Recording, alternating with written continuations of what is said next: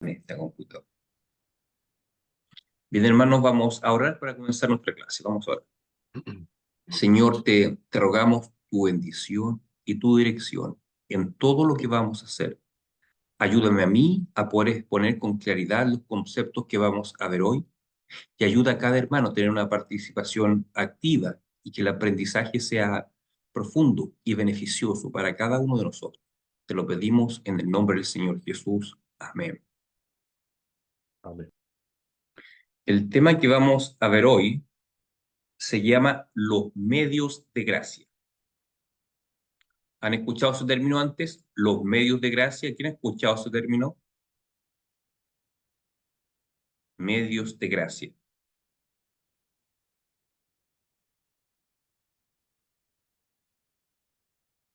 Sí, pastor. ¿Usted lo escuchó? Dígame.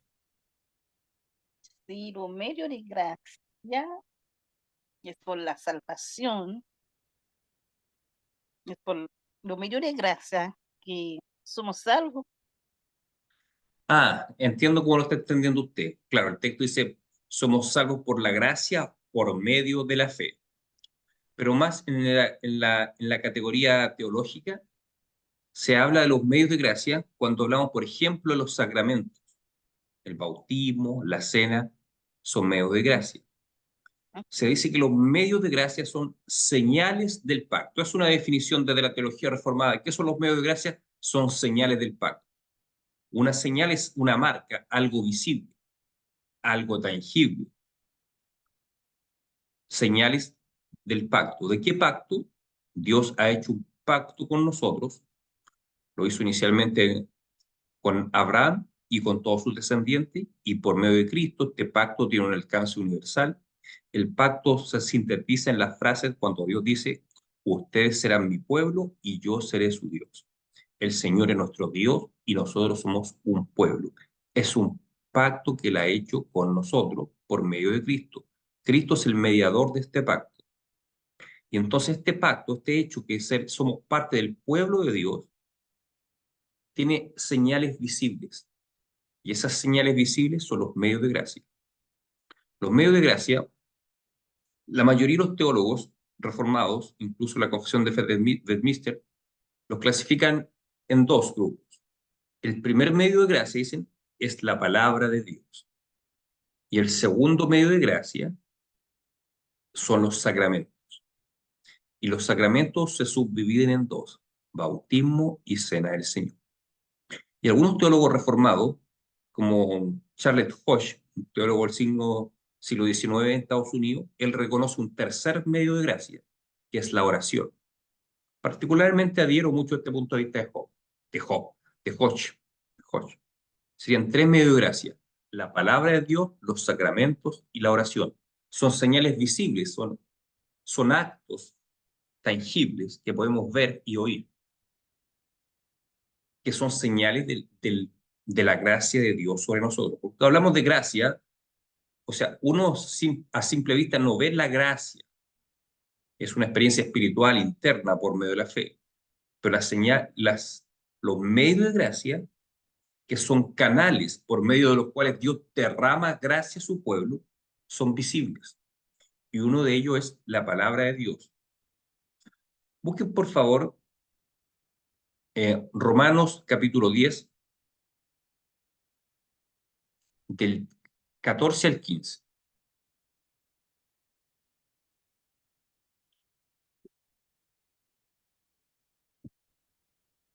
Generalmente se considera que la palabra de Dios es el medio de gracia más importante porque es fundamental para la salvación. Somos salvos porque escuchamos el Evangelio, creímos el Evangelio. ¿Y de dónde sale el Evangelio? De la Biblia, de la palabra de Dios. La palabra de Dios es la Biblia, o dicho de otra forma, la Biblia es la palabra de Dios. Y ahí dice Romanos 10, 14 y 15, ¿quién lo tiene?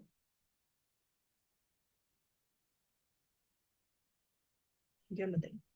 Yo, Por favor. pastor, Ya. dice, pero ¿cómo pueden ellos invocarlo para que los salve si no creen en él? ¿Y cómo pueden creer en él si nunca han oído de él? ¿Y cómo pueden oír de él a menos que alguien se lo diga? ¿Y cómo irá alguien a contarle sin ser enviado? Por eso las Escrituras dicen que hermosos son los pies de los mensajeros que traen buenas noticias. Entonces, para la salvación es fundamental el mensaje. ¿Y cómo nos llegó este mensaje a nosotros? Tal vez alguien puede decir, alguien me predicó, un amigo me compartió el evangelio. ¿Y ese amigo cómo lo escuchó? No sé, tal vez lo escuchó a un pastor, a un evangelista. Pero la fuente primaria siempre va a ser la Biblia. Ese mensaje se conserva en la Biblia.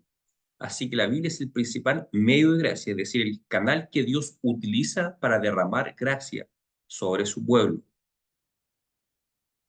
Veamos también 2 Timoteo, texto bastante conocido, 2 Timoteo capítulo 3, versículos 16 y 17.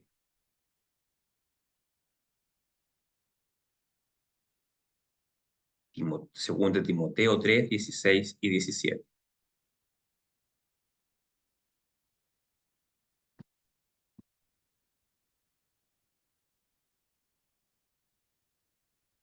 Ustedes no la ven, pero estamos hablando de señales visibles.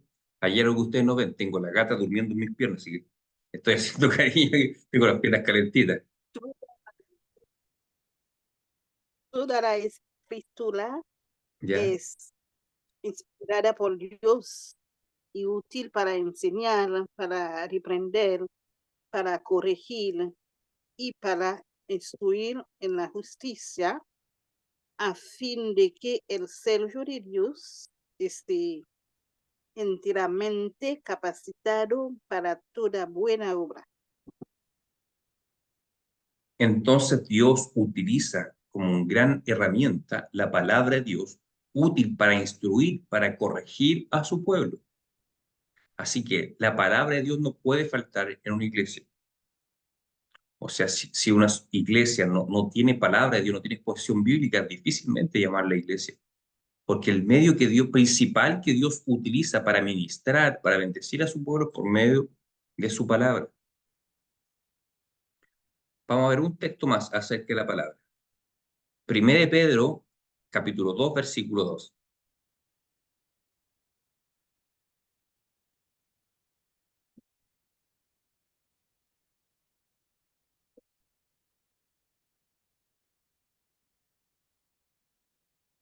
Hermano Marcela, ¿la tiene? 1 Pedro 2, 2. Ahí. Dice, deseen con ansias la leche pura de la palabra, como niños recién nacidos. Así por medio de ella crecerán en su salvación, ahora que han probado lo bueno que es el Señor. O sea, la propia palabra de Dios nos dice que la forma que tenemos para crecer espiritualmente, de alimentarnos espiritualmente, es la palabra de Dios. Por lo tanto, la palabra de Dios es un medio de gracia, que es un medio de gracia, una señal visible del pacto, por medio del cual Dios derrama bendición a su pueblo. Dijimos, entonces repito, son 3 medios de gracia. Primero, la palabra de Dios. Segundo, los sacramentos. Y tercero, la oración. Y los sacramentos se subdividen en 2, bautismo y cena del Señor.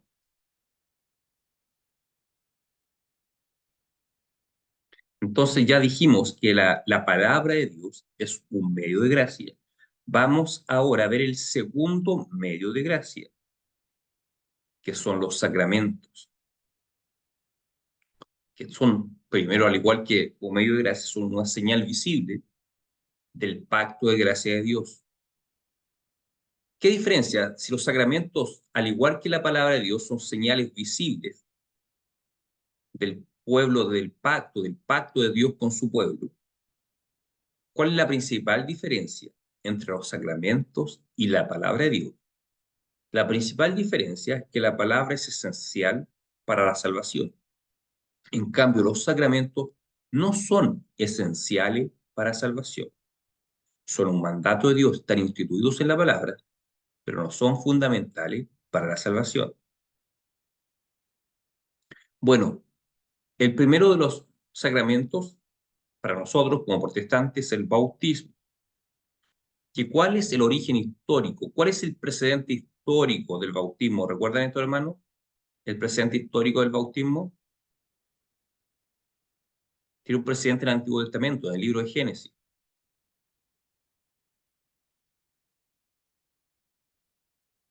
Lo que le antecedía, pastor, era la circuncisión. Exacto, el precedente del bautismo es la circuncisión, que es la señal del pacto, del mismo pacto que Dios hizo con Abraham. En ese mismo pacto estamos nosotros, según dice Pablo a los Gálatas, que nosotros por medio de la fe también somos parte del pueblo de Dios. Somos parte de somos hijos de Abraham, somos considerados hijos de Abraham, dice Pablo, por medio de la fe en Jesucristo.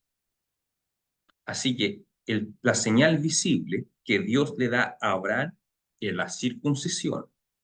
Colosenses capítulo 2 dice que en el Antiguo Testamento la circuncisión es reemplazada por el bautismo. Nosotros como presbiterianos creemos que toda la Biblia es palabra de Dios, desde Génesis a Apocalipsis. No obstante, hay algunos elementos del Antiguo Testamento que no tienen continuidad en el Nuevo. Por ejemplo, el sacrificio de animales.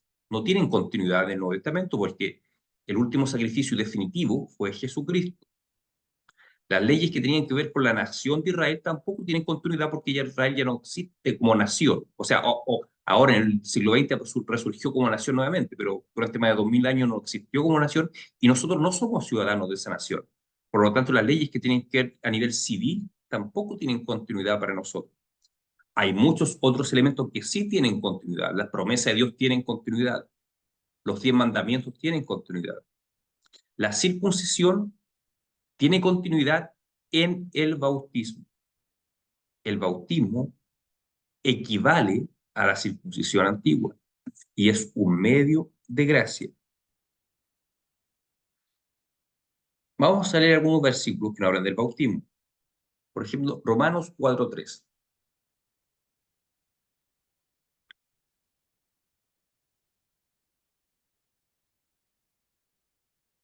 Romanos 4:3. Si Matías lo puede leer, por favor. Ya. Porque, ¿qué dice la Escritura? Creyó Abraham a Dios y le fue contado por justicia. Creyó Abraham a Dios y le fue contado por justicia. O sea, Abraham era un justo. ¿Mm?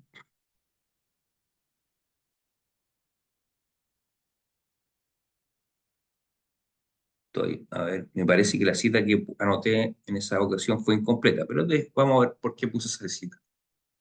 Entonces, Abraham alcanzó la justicia. ¿Por qué? ¿Por su mérito propio? No, por medio de la fe en Cristo. Y después que Abraham fue justificado, Dios le dio a Abraham la señal del pacto, que era la circuncisión, ¿cierto? O sea, Abraham es un hombre que siendo adulto vino a la fe y después de recibir la fe recibió la señal del pacto. Ahora busquen el texto que mencioné recién, Colosenses 2, 11 al 12. Colosenses 2, 11 al 12.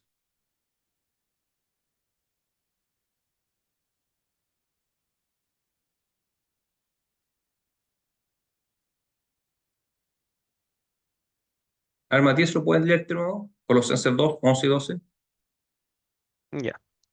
En él también fuisteis circuncidados con circuncisión no hecha a mano, al echar de vosotros el cuerpo pecaminoso carnal en la circuncisión de Cristo, sepultados con él en el bautismo, en el cual fuisteis también resucitados con él, mediante la fe en el poder de Dios que le levantó de los muertos. O sea, Abraham, después de ser justificado, recibió la señal del pacto, que era un corte en su cuerpo, que también había derramamiento de sangre. Lógicamente había derramamiento de sangre en la circuncisión. Pero después, en Cristo, ya no es necesario más derramamiento de sangre. Porque en todo pacto, una característica de los pactos es que hay derramamiento de sangre de parte de una de las dos partes. El pacto se sella con sangre. Así que cuando Dios le da esa marca a Abraham, esa circuncisión, como Abraham derramó sangre, eso sella el pacto. Pero en el caso nuestro, el pacto,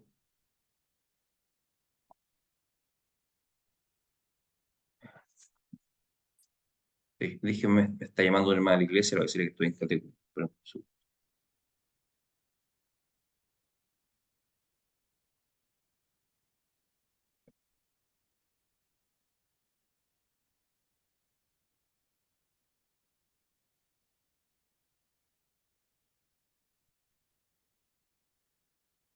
Entonces, en el caso nuestro ya no hay más derramamiento de sangre, porque la sangre por nosotros la derramó Cristo. Por eso es que la circuncisión no continuó con el pueblo de Dios, porque se derramaba sangre. Y la sangre que selló nuestro pacto es la sangre que derramó Cristo en la cruz. Por lo tanto, ya no es necesario seguir derramando sangre. Por eso la circuncisión dejó de aplicarse. Ahora se reemplaza por el bautismo. El bautismo es una señal visible del pacto de Dios con su pueblo.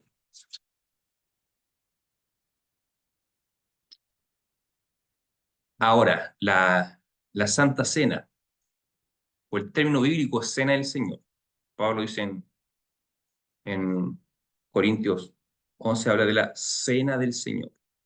Ese término Santa Cena surge después, pero lo bíblico es hablar de Cena del Señor. De hecho, la confesión de fe de Westminster dice también Cena del Señor. Nosotros no sé por qué usamos tanto la expresión Santa Cena, pero es más correcto, más bíblico decir Cena del Señor. También es un medio de gracia, es un sacramento y a su vez un medio de gracia. Ustedes saben, en Éxodo 12, cuando Dios instaura la fiesta de la Pascua, cuando saca al pueblo de Egipto, les da instrucciones acerca de cómo celebrar la Pascua. Tenían que sacrificar un cordero perfecto, derramar la sangre, poner la sangre sobre sus casas, comer ese cordero en familia y no quebrar ninguno de sus huesos.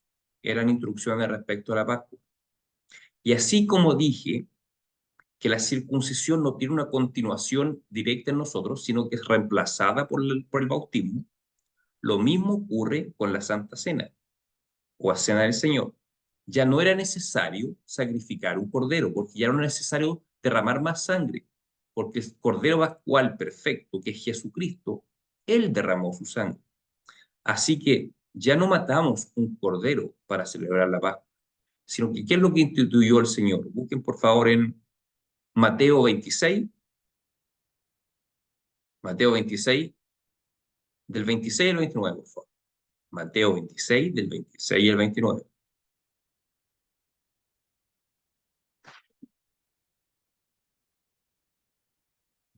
A ver si Nicole lo puede leer ese, por favor. Mateo 26, del 26 al 29.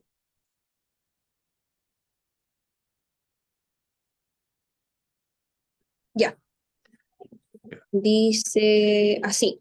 Y mientras comían, tomó Jesús el pan y bendijo, y lo partió y dio a sus discípulos, y dijo, tomad, comed, esto es mi cuerpo. Y tomando la copa y habiendo dado gracia, les dio, diciendo, bebed de ella todos, porque esto es mi sangre del nuevo pacto, que por mucho es derramada para remisión de los pecados. Yo os digo que desde ahora no beberé más de este fruto de la vid, hasta que el día en que lo beba nuevo con vosotros en el reino de mi Padre. Ahí. Entonces, la misma noche que el Señor participó de la Pascua, de esta cena con sus discípulos, instituye la continuación de esta fiesta justamente en la cena que constituye los elementos de pan y vino que reemplazan a la antigua Pascua. ¿Por qué fue necesario reemplazarla? Porque en la Pascua se derramaba la sangre de un animal. Ahora ya no es necesario. Cristo ya derramó su sangre por nosotros y ahora hacemos esta cena con pan y vino. Y es un medio que Dios utiliza también para bendecir a su pueblo, para fortalecer su fe. La fe es algo intangible, no vemos, es algo interior. No obstante, Dios utiliza también estos medios para fortalecer nuestra fe, medios visibles, como el bautismo, y la cena. Son medios visibles que también son instituidos por Dios para bendecir y alimentarnos espiritualmente, para que nuestra fe se incremente, para que nuestra fe crezca. Entonces tenemos, primer medio de gracia, la palabra de Dios. Segundo, los sacramentos, que se dividen en dos, bautismo y cena del Señor. Y el tercer medio de gracia, el tercer conducto, canal que Dios utiliza para bendecir a su pueblo, es la oración. Vamos a ver algunos textos que nos hablan de la oración. Busque por favor, hermano Cristian, Salmo 34, 17. Salmo 34, 17. Hermano Cristian que está con su perrita ahí. Yo estoy aquí con mi gata. Estamos con mascotas. La desperté a la pobre Nina. Disculpa, Nina, te desperté. Estaba bostezándole. Nina.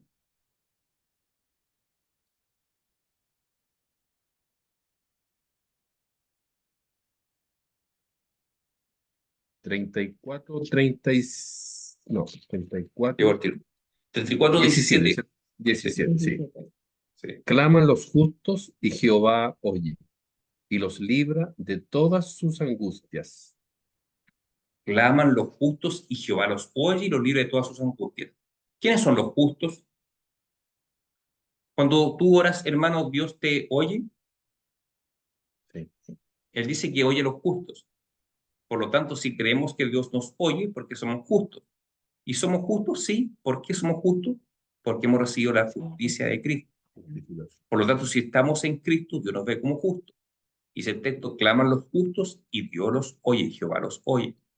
Por lo tanto, nosotros somos justos. El Señor escucha nuestras oraciones. Por lo tanto, la oración es un vehículo que Él utiliza para derramar gracia sobre su pueblo. Ahora, la hermana Alejandra, que lea Mateo 26:41. Mateo 26:41.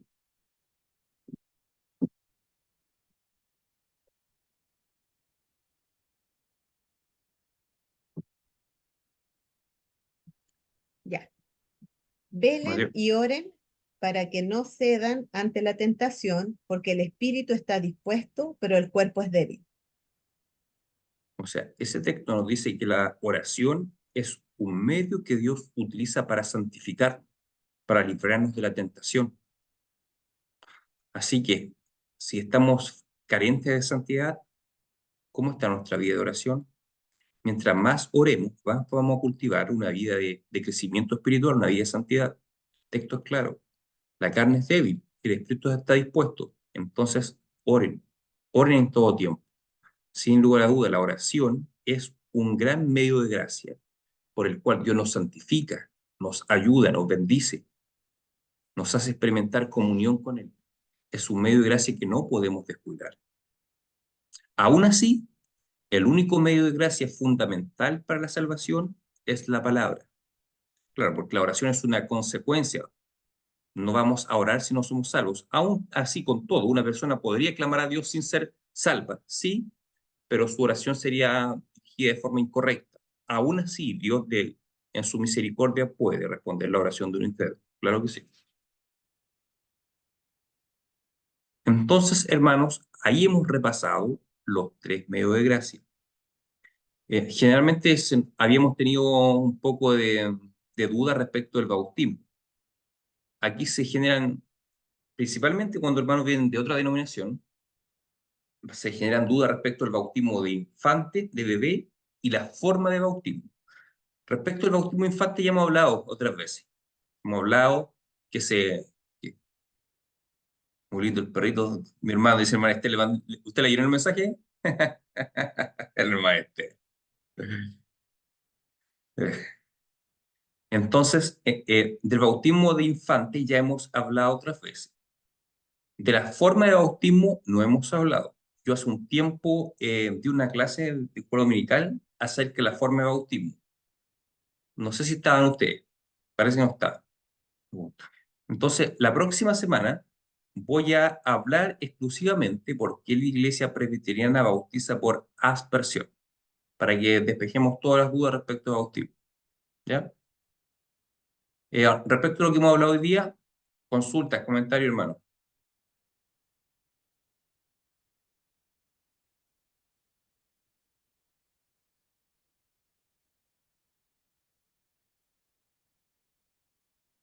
¿Está claro que son los medios de gracia?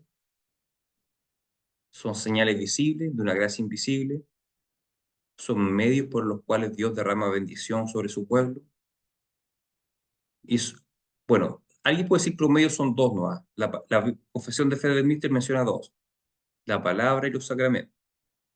Yo, siguiendo a Charles Foch, incorporé el tercero, que es oración.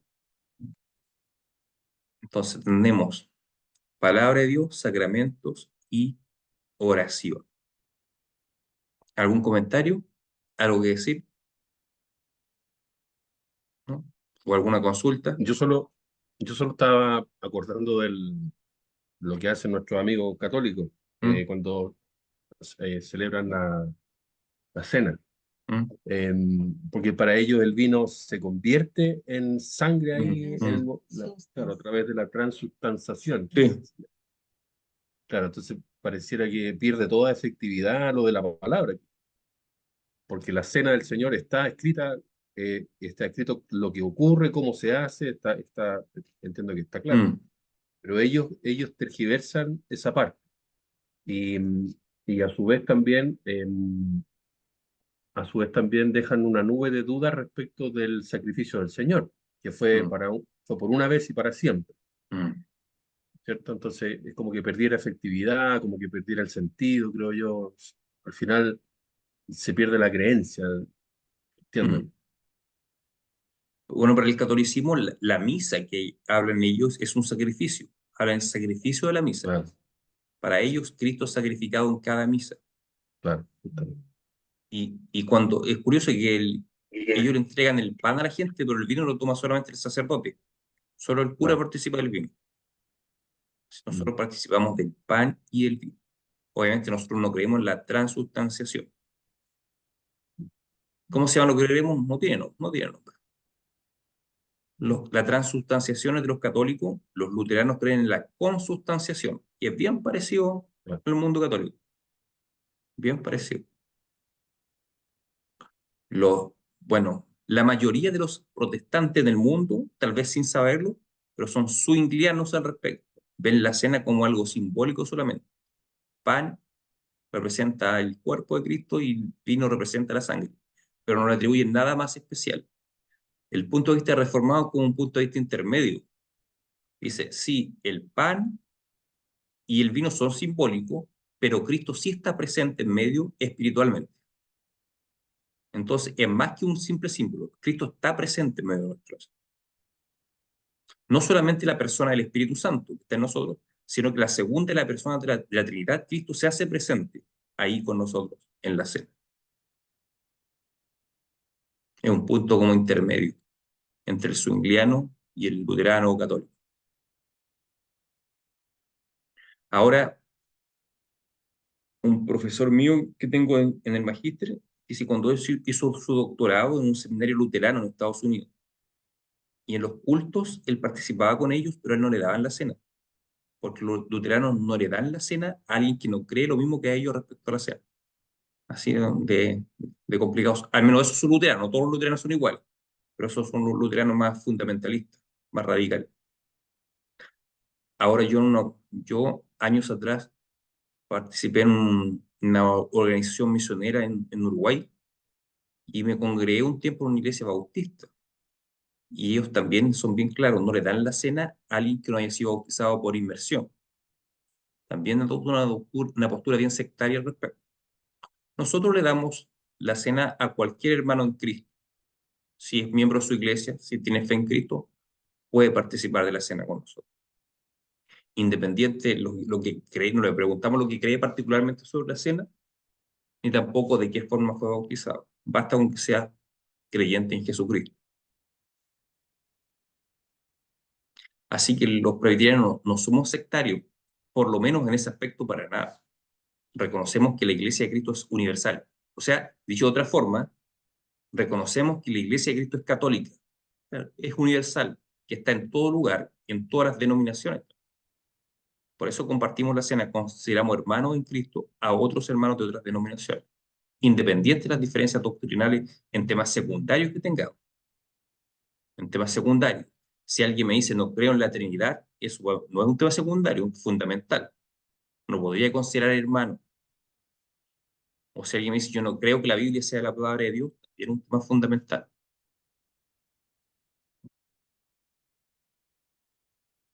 Ojo que el estatuto de la iglesia es claro, dice, pueden participar de la cena otros hermanos de iglesias evangélicas protestantes.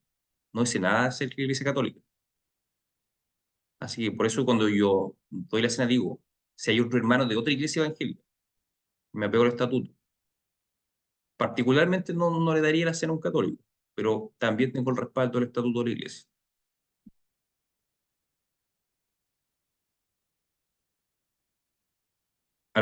De hecho, se genera una polémica cuando un católico se convierte, si se le reconoce o no el bautismo. Hay pastores presbiterianos incluso que están dispuestos a reconocer ese bautismo. Yo no soy de esa postura porque la concepción que un católico tiene del bautismo es muy diferente a la que tenemos nosotros. Ellos creen en la regeneración bautismal, es decir, es fundamental para la salvación. Por lo tanto, es muy diferente a lo que nosotros creemos acerca del bautismo. Somos salvos solamente por la gracia de Dios, no por lo que podamos hacer. Si pensamos que el bautismo es fundamental para la salvación, entonces estamos creyendo una salvación por obras. Aunque ellos no lo ven así, ellos nos dicen que es creer por obras, pero para nosotros el bautismo es algo que uno puede hacer. Por lo tanto, el hombre tiene una parte importante en la salvación desde ese punto de vista. Yo no la comparto.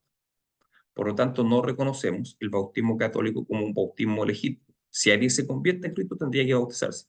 Ya lo hemos hecho en nuestra iglesia. Hemos bautizado a algún hermano no hace mucho tiempo, que eran católicos, y los bautizamos. ¿Algún comentario, alguna consulta?